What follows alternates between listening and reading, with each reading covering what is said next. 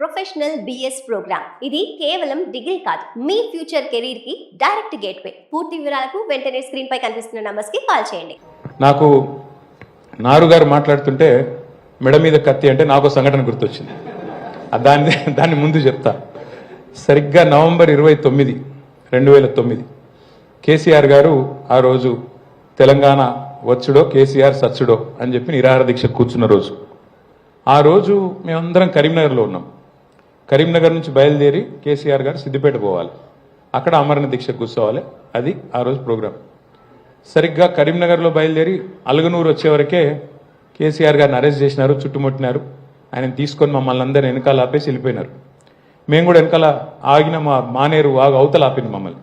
ఆపితే కూడా మేము దిగి దాని మీద పరిగెత్తుకుంటూ మేమందరం కూడా బ్రిడ్జ్ క్రాస్ చేసి అక్కడికి వచ్చేసరికి లిఫ్ట్ చేసేసినారు సార్ని. జయశంకర్ సార్ని వదిలేసినారు ఆ లుల్లిలో. నేను జయశంకర్ గారిని గట్టిగా పట్టుకొని నా కారులో ఎక్కించుకొని ఇక పోలీస్ కార్లు ఎట్టుపోతున్నాయి, మేము కూడా అదే వెనకాల ఫాలో అవ్వకుంటూ పోతున్నాం. పోతుంటే మేము కాకతీయ యూనివర్సిటీ చేరుకోగానే అక్కడ మరి ధర్నా జరుగుతూనే ఉంది, రాస్తారోకో జరుగుతుంది. నేను పోయి విద్యార్థులతో కూర్చున్నా. జయశంకర్ సార్ని మీరు ఇంటికి పోండి సార్, మీరు ఇక్కడ ఎందుకు అని సార్ని ఇంటికి పంపించిన. ఇక పోలీసు వాళ్ళు వచ్చిండ్రు, అరెస్ట్ చేసిండ్రు. తీసుకుపోయి ఆల్రెడీ తీసుకుపోతున్నారు. తీసుకొని పోతుంటే ఆ వ్యాన్లో ఉన్నాం అందరం. వ్యాన్లో తీసుకొని పోతున్నారు. హన్మకొండ చౌరస్తా రాగానే ఆడ సిగ్నల్ పడ్డదో ఏమో పడ్డది, బండి ఆగింది. ట్రాఫిక్ వచ్చింది, ఏదో టైం. అందరం దుంకినాం. దుంకి ఆయనతో జయశంకర్ సార్ ఇంట్లో పోయి కూర్చున్నాం. మళ్ళా కొంటకు పోలీసు వాళ్ళు వచ్చిండ్రు. వచ్చి నువ్వు పోలీసు అరెస్ట్ నుంచి తప్పించుకొని పారిపోయినందుకు నేను మళ్ళీ అరెస్ట్ చేస్తున్నామన్నారు. ఓకే, అరెస్ట్ చేసిండ్రు, కేసు పెట్టిండ్రు. తీసుకుపోయి మెజిస్ట్రేట్ గారి ముందు ప్రొడ్యూస్ చేసి జైలుకు పంపించిండ్రు. ఇది సరిగ్గా నవంబర్ 29 రోజు వరంగల్ జైల్లో ఆ రోజు రాత్రి అంతా అక్కడే గడిపినాం. పాపం జైలర్ గారు మంచోడు. ఆయన జైలరు అక్కడ ఉండే సిబ్బంది అంతా చాలా సానుభూతితో ఉన్నారు. తెలంగాణ రావాలి కదా సార్, తప్పేమున్నది సార్. పాపం వాళ్ళు చాలా బాగా చూసుకున్నారు. చూసుకొని సార్ మీరు సెల్లో ఎందుకు పంటారు, మీరు హాస్పిటల్ పండుకోండి అన్నాడు. సరే మీరు ఎక్కడ చెప్తే అక్కడ పండుకుంటే, జైల్లో ఉన్నాం ఏం చేస్తాం, ఎక్కడంటే అక్కడ పడుకున్నాం. తెల్లారు లేపిండ్రు 6 గంటలకు. ఛాయ్ తాగుతారా అన్నారు. ఛాయ్ తాగుతుంటే ఓకే ఛాయ్ తాగినా.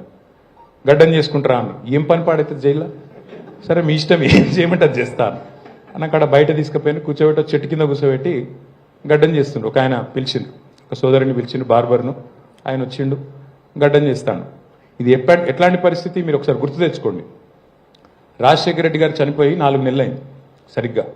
కేసీఆర్ గారు నిరాహార దీక్ష కూర్చున్నారు. ఒక ఉద్విగ్నభరితమైన వాతావరణం రాష్ట్రం అంతా ఉంది. తెలంగాణ కావాలని, తెలంగాణలో వద్దని ఇంకో చోట అట్లాంటి పరిస్థితున్న నేపథ్యం అది.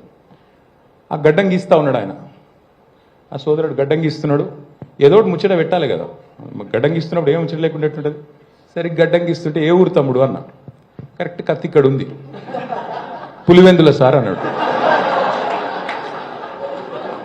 ఇక ముచ్చట బంద్. ఆడికి ఏం మాట్లాడతావు ఇంకా. అప్పుడే రాజశేఖర రెడ్డి గారు చనిపోయి 4 నెలలైంది.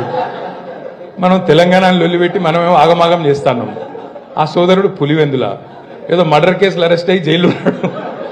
కత్తి ఇక్కడ ఉంది. ఇంకేం మాట్లాడతాం. వామ్మో ఇదట ఉందని చెప్పి ఏం మాట్లాడకుండా ఆయన నవ్వి లేదు సార్, నాకు రాజశేఖర రెడ్డి గారు అంటే ఇష్టమే, కానీ కేసీఆర్ గారు అంటే ఇష్టం. నాకు ఫైటర్లు ఇష్టం సార్. ఫైటర్ ఎవరైనా సరే, ఏదైనా సరే కొట్లాడేటోళ్ళు అంటే ఇష్టం సార్ అని చెప్పి చాలా మర్యాదగా. సో ఇప్పుడు నారు గారు చెప్పగానే నాకు వెంటనే నేను ఫ్లాష్ బ్యాక్లోకి వెళ్ళిపోయాను. సో కార్టూనిస్టులు ఇట్లా కూడా తయారవుతారు అన్నట్టు. అంటే మనం మెడ మీద కత్తి పెట్టి నా కార్టూన్ ఎట్లుంది చెప్తా వస్తా. రాజకీయ నాయకులు కూడా ఫెసిలిటీ ఉంటే బాగుండు, కానీ మాకు లేదు. బట్ ఎనీవే చాలా ఆహ్లాదకరమైన వాతావరణంలో ఈరోజు ఇంత చక్కటి ఫ్యామిలీ వాతావరణంలో శేఖర్ గారి స్మారకార్థం జరిగిన ఈ కార్యక్రమంలో పాల్గొనడం నాకు సంతోషంగా ఉంది.